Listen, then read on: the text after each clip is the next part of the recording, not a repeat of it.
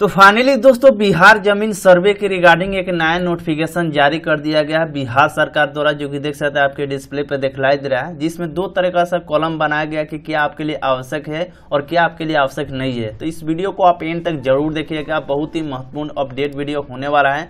सर्वे के रिगार्डिंग ये वीडियो होने वाला है। अगर आप एक गलतियां कर देते हैं तो हो सकता है कि जमीनी का मामला है, आगे चलकर आपको किसी प्रकार का परेशानी उठाना पड़ जाए। तो इस वीडियो को आप एंड तक जरूर देखिएगा। चलिए वीडियो करते हैं स्टार्ट। तो फाइनली दोस्तों देख सकते हैं आपके डिस्प्ले पे एक नोटिफिकेशन दिखलाई दे रहा है, जिसमें बोला कि भू अभिलेख एवं परिमाप निदेशालय राजस्व एवं भूमि सुधार विभाग बिहार सरकार द्वारा ये नोटिफिकेशन रिलीज किया गया है, जिसमें बोला गया कि बिहार विशेष सर्वेक्षण एवं बंदोबस्त में रेतों के लिए कुछ सामान्य अनुदेश जारी किया गया, यानी कि जो भी रहता है उनके लिए कुछ आवश्यक दिशा निर्देश जारी किया गया है, जिसमें बोला गया है कि यहाँ पे देखेंगे तो आवश्यक क्या है और आवश्यक क्या नहीं है, ये आपको समझना होगा। जो कि यहाँ पे बात कर लेते हैं आवश्यक क्या है आपके लिए, वो आपको समझ लेना है। सबसे पहले फर्स्ट नंबर बताया गया कि स्वयं घोषणा का प्रपत्र 2, यानी कि जो भी स्वयं घोषणा के लिए प्रपत्र 2 जो फॉर्म भराया गया है वो यानी कि रहता के वंशज द्वारा धारित भूमि के भर कर अपने अंचल के शिविर में जमा करें या भू अभिलेख एवं परिमाप के वेबसाइट पर यानी कि अपलोड करें, यानी कि जो भी रहता है यानी कि आपके पास अगर जमीन है तो ये आपके लिए आवश्यक है। जैसे स्वयं घोषणा पत्र आपको प्रपत्र 2 फॉर्म भरना है,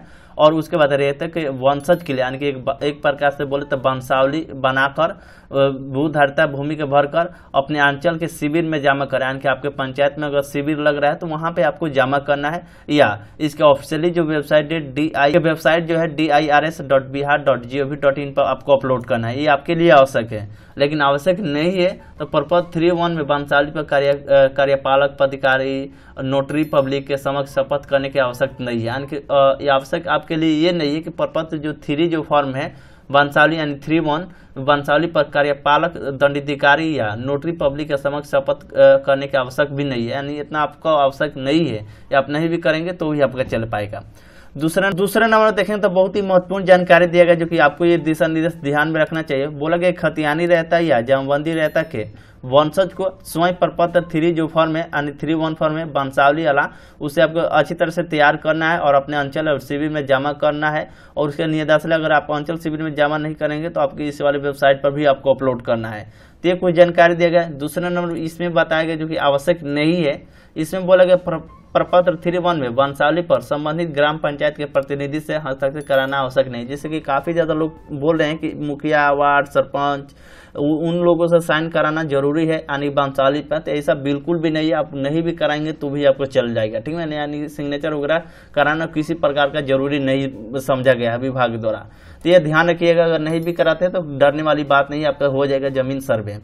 तीसरा नंबर बोला गया कि राजस्व रसीद के 6 प्रति स्वयं घोषणा के साथ संलग्न करना है, यानी कि जो भी राजस्व रसीद जो होता है यानी खेत का रसीद उसे 6 प्रति कराकर स्वयं घोषणा के साथ संलग्न करना है। और यहाँ पे चौथे नंबर बोला गया कि तीसरा नंबर बोला गया खतियान के सचित जो प्रतिलिपि है वो आवश्यक नहीं है देना, आप नहीं भी देंगे तो भी सही रहेगा। चौथे नंबर बताएगा जो कि आपको ध्यान रखना चाहिए अधिक्रय की, यानी कि जो भी आप जमीन किने हैं या बेदलौन किए हैं या दान में कोई भूमि मिला है तो आपको ये दस्तावेज आपको देना पड़ेगा कि किस मतलब कहाँ से आपका जमीन आया है, कोई दान में दिया या खुद खरीदे हैं, उसका दस्तावेज आपको दिखाना पड़ेगा। पांचवें नंबर बोला गया कि यदि सक्षम न्यायालय का आदेश है तो आदेश के 6 प्रति आपको देना पड़ेगा। छठे नंबर बोला गया बंदोबस्त भूमि है भूदान प्रमाण पत्र या वासीगत पर्चा के 6 प्रति आपको देना पड़ेगा। जमबंदी रहते कि जीवित है तो केवल स्वयं घोषणा प्रपत्र तूर देंगे, वंशावली नहीं। यानी कि मान लीजिए कि जमबंदी जिनके नाम से है वो अगर जीवित है, मृत्यु नहीं है, तो आपको केवल एक ही फॉर्म देना पड़ेगा, वो भी प्रपत्र तूर। वंशावली आप नहीं देंगे तो भी आपका काम चल जाएगा। इसमें भी कुछ जानकारी बताया गया जो कि देख सकते हैं। ये तो जानकारी होगा। अब बात कर लेते आवश्यक नहीं है तो 4 नंबर देखेंगे तो बोला गया किस्तवार प्रकरण में अपने भूखंड में आपकी उपस्थित अनिवार्य नहीं है, यानी कि अगर आपका जमीन सर्वे होता है तो अगर आप वहाँ पे उपस्थित नहीं भी होते हैं तो भी आपकी जमीन की जो सर्वे प्रक्रिया हो अच्छी तरीके से मतलब हो पाएगी।